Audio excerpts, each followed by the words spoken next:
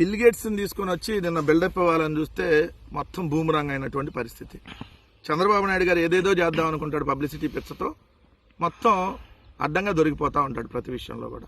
So నిన్న bill గేట్స్ని తీసుకొని వస్తే ఇక్కడ ఏమన్నా ఆయన సాఫ్ట్వేర్కి సంబంధించో మైక్రోసాఫ్ట్ వీటికి సంబంధించి అనుకున్నారు అందరూ. దానికి కాదని తీసుకొని వచ్చింది. ఇక్కడ ఏదో చూడండి, పునుగులు తినిపించడానికి వ్యవసాయ క్షేత్రంలో ఇదిగో మహిళా రైతుతో యాప్ గురించి వివరిస్తున్నారంట. అంటే ఆయన తెలియదు పాపం, యాప్లు కానీ ఇప్పుడు కానీ బిల్ గేట్స్ చదువుకోలేదు కదా పాపం వీళ్ళ దృష్టిలో. ఇక్కడ అద్భుతమైన యాప్లు ఇక్కడ తయారు చేస్తే దాన్ని బిల్ గేట్స్కి ఓ రైతు వివరిస్తున్నటువంటి పరిస్థితి. ఇక్కడే దొరికిపోతారు. ఉండవల్లి వ్యవసాయ క్షేత్రానికి అసలు మొత్తం ఇప్పుడు అంతా ల్యాండ్ పూలింగ్లో మొత్తం అమరావతిలో 1 ఎకరం భూమి కూడా ఉండడానికి ఇల్లేదని చెప్పి ఇప్పుడు తీసుకున్న 54,000 ఎకరాలు కాకుండా ఇంకా 1,75,000 ఎకరాలు, అంటే మొత్తంగా 2,30,000 ఎకరాలని 3 పంటలు పండే భూములను నాశనం చేస్తా ఇదేదో ఆ కరకట్ట అక్రమ కొంపకు పక్కన ఏదో ఉన్నది సెట్టింగ్లు వేసి, లేదంటే అక్కడ ఏదో వస్తున్నారు కాబట్టి ఇది ఏ టెక్నాలజీ చూపించామని చెప్పి ఒక చిన్న తోట పెట్టి రేపొద్దున ఏడే ఉండదు కదా. ఇదంతా రియాలిటీ అంటే ఏంటి? రియాలిటీలు ఏముండవు ఇవన్నీ. ఇప్పుడు మీరు చూపించిన ఏ టెక్నాలజీ కాదు, ఆడ అర తోట కూడా ఉండదు రేపొద్దున. రెండో అంశం వచ్చేటప్పటికి ఇక్కడ ఏఐ చాలా గొప్పది, ఏఐ టెక్నాలజీతో వ్యవసాయాన్ని పండిస్తున్నాను ఇక్కడ ఫోటో చూపిస్తారు. ఆ పక్కన బిల్ గేట్స్ స్టేట్మెంట్ చూస్తే ఏఐతో హ్యూమన్ టచ్ పోతుంది, ఉద్యోగాలు పోతున్నాయి అన్నాడు. అది కదా రియాలిటీ.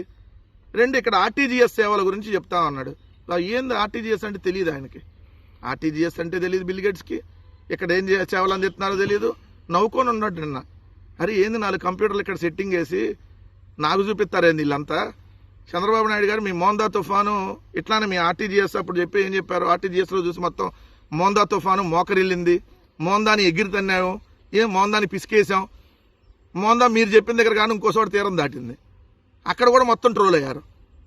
ఇక్కడ ఇప్పుడు మీరు చేసిన సేవలు ఏంది? ఏది అమెరికా వాళ్ళకి తుఫాన్లు ఆపటం చేత కాదు, అదేనా నిన్న మీరు బిల్ గేట్స్కి చెప్పింది?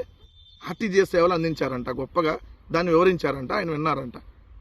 ఇంకోటి సింగపూర్ ప్రధాని, ఇది మంచి కామెడీగా ఉంటుంది. చంద్రబాబు నాయుడు విజనరీ అని, సింగపూర్ ప్రధాని అని ఈయన తప్ప ఇంకెవరు విజనరీలో ఆయన కనపడలేదంట బిల్ గేట్స్ గారికి.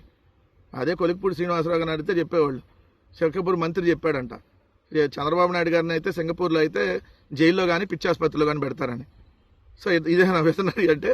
సో బిల్ గేట్స్ అన్నాడో లేదో తెలియదు కానీ మీరు మాత్రం పెద్దగా విజనరీ. అయినా బిల్ గేట్స్ మాట్లాడే ఇంగ్లీష్కి చంద్రబాబు నాయుడు గారు బట్టల ఇంగ్లీష్కి ఇక అర్థం కాదు కదా. బిల్ గేట్స్ గారికి అది అర్థం కాకపోతే నాకు తెలిసి ఎవరన్నా తెచ్చుకొని ఉంటారు ట్రాన్స్లేట్ చేయడానికి చంద్రబాబు నాయుడు మాట్లాడుతున్న ఇంగ్లీష్కి. అదే చంద్రబాబు నాయుడు ఇంగ్లీష్ అట్టుంటుందో మనకు తెలుసు కదా. ఇక్కడ మీరు చూస్తే వెంకటేశ్వర స్వామి గురించి చంద్రబాబు నాయుడు బిల్ గేట్స్కు ముఖ్యమంత్రి తిరుమల వెంకటేశ్వర స్వామి నిలువెత్తు చిత్రపటాన్ని చూపించారు, శ్రీవారి ప్రాశస్త్యాన్ని తిరుమల క్షేత్రం గొప్పతనాన్ని గేట్స్కి వివరించారు. అంటే తిరుమల గురించి బిల్ గేట్స్కి తెలియదా? తిరుమల గురించి తెలియని మనిషి ఉన్నాడా నాకు తెలిసి? చంద్రబాబు నాయుడు గారు ఇదిగోండి ఈయన వెంకటేశ్వర స్వామి ఇట్టుంటారు, సో ఈయన తిరుమలలో అనేది మా రాష్ట్రంలో ఉంది అని చెబితే ఆయనకు అర్థమవుతుందా? తిరుమల వెంకటేశ్వర స్వామి గురించి బిల్ గేట్స్కి తెలియదా అయితే ఇప్పుడు దాకా? ఈయన వివరించారంట. చెప్పాల్సింది తిరుమల లడ్డులో జంతు కొవ్వు, గొడ్డు కొవ్వు, పంది కొవ్వు, బాత్రూంలో యాసిడ్ కలిపానని చెప్పి దారుణమైనటువంటి వ్యాఖ్యలు చేశానండి ఓ ముఖ్యమంత్రి హోదాలో ఉండి. మనిషి అనేవాడు ఎవడో చేయని వ్యాఖ్యలు చేశామని కూడా ఆయనకు చెప్పాల్సింది. సూది కోసం సోదికి వెళ్తే ఉన్న రంకంతా బయటపడినట్టు ఈరోజు నువ్వు తిరుమల వెంకటేశ్వర స్వామితో పెట్టుకున్నావు కాబట్టి మొత్తం అంతా బయటకు వస్తూ ఉంది. నెల రోజుల్లో నీ హెరిటేజ్ షేరు 100 రూపాయలు పడిపోయినటువంటి పరిస్థితి. నీ ఇందాపూర్ డైరీకి హెరిటేజ్ డైరీకి ఉన్న అక్రమ సంబంధం మొత్తం ఈరోజు మొత్తం బయటకు వచ్చినటువంటి పరిస్థితి. నీ కల్తీ నెయ్యి, నీ ఇందాపూర్ నెయ్యి కల్తీ సంగతి మొత్తం హెరిటేజ్ ద్వారా ఎలా ఇందాపూర్లో పంపించావో మొత్తం ఈరోజు బయటకు వచ్చినటువంటి పరిస్థితి. ఇప్పటికైనా క్షమాపణలు కోరి తలనేలాలి ఇవ్వు దేవుడికి. నువ్వు చేసినటువంటి ఇంత మహాపాపం అన్న కొంతన్నా పోయిద్ది. మీరు పవన్ కళ్యాణ్ మంచితనం చూశారు, పవన్ కళ్యాణ్ సహనం చూశారు, పవన్ కళ్యాణ్ గట్టితనం మీరు చూడలేదు ఎప్పుడు. దయచేసి అక్కడ దాకా తీసుకెళ్ళకండి, ఎందుకంటే నాకు క్షమ ఉండదు నా దగ్గర. మీలాంటి వాళ్ళకి రిపీటెడ్ అఫెండర్స్కి, క్రైమ్ చేసి తప్పించుకుందాం అనుకున్నోడికి, రిపీటెడ్ అఫెండర్స్కి నా దగ్గర క్షమ ఉండదు. చాలా భరిస్తాం, చాలా సహనంతో తీసుకుంటాం. కానీ పదే కూర్చోబెట్టి మేము ఏదైనా చేస్తామని మీరు మళ్ళీ పాత పద్ధతిలో చేస్తే వీఆర్ క్లోజ్గా మానిటర్ చేస్తున్నాం. ఎవరు ఏం మాట్లాడుతున్నారు, ఎవరు ఏం చేస్తున్నారు. మీకు అవకాశం ఇస్తున్నాను. మీరు ప్రజాస్వామ్యబద్ధంగా విమర్శించండి. సౌహృదయతో కూటమి ప్రభుత్వం తీసుకుంటుంది.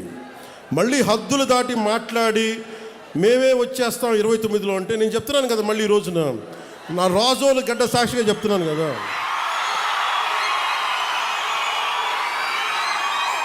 నా రాజోలు గడ్డ సాక్షిగా చెప్తున్నాను.